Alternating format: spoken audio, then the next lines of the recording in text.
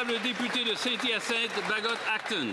Monsieur le Président, si Ottawa réinvestit en défense, cet argent doit servir l'économie du Québec.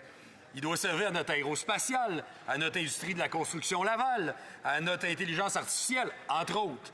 Il faut embaucher des fournisseurs québécois au lieu de donner notre argent aux Américains, comme dans quoi? Comme dans le dossier des F-35. Voilà pourquoi le Bloc québécois propose un projet de loi de politique d'approvisionnement local pour favoriser nos entreprises et forcer des retombées chez nous. Alors que le gouvernement annonce qu'il va réinvestir dans le militaire, est-ce qu'il va reprendre la proposition du Bloc? Bravo!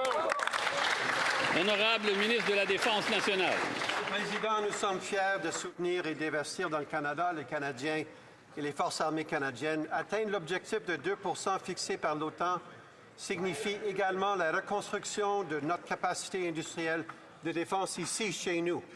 Il y a déjà près de 300 000 emplois au Canada dans le secteur de la défense au sens large, et cet investissement nous permettra d'augmenter ce nombre. Nous aiderons évidemment nos membres des Forces armées canadiennes. L'honorable député de Saint-Hyacinthe, Bagot-Acton.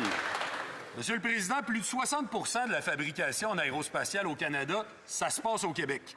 Ça doit se refléter dans les contrats. L'expertise en matière de brise-glace, c'est l'industrie navale québécoise qui la possède. Ça doit se refléter dans les contrats. D'autant plus que le Québec, je le rappelle, s'est fait flouer dans la stratégie de construction Laval. L'intelligence artificielle, une autre force du Québec, ça aussi, ça doit se refléter dans les contrats. Le Québec mérite au minimum sa juste part de 22 % des investissements en défense.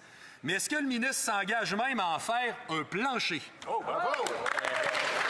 L'honorable ministre de la Défense nationale. Monsieur le Président, c'est une bonne nouvelle pour le Canada, pour les Canadiens et nos forces armées canadiennes. Hier, le premier ministre a annoncé un investissement de 9,3 milliards de dollars dans la défense du Canada, ce qui signifie que nous atteindrons cette année fiscale l'objectif de 2 % fixé par l'OTAN. Nous renforçons le rôle du Canada en tant que partenaire international fort et fiable au sein de l'OTAN, tout en reconstruisant et en réarmant nos forces armées canadiennes, Monsieur le Président.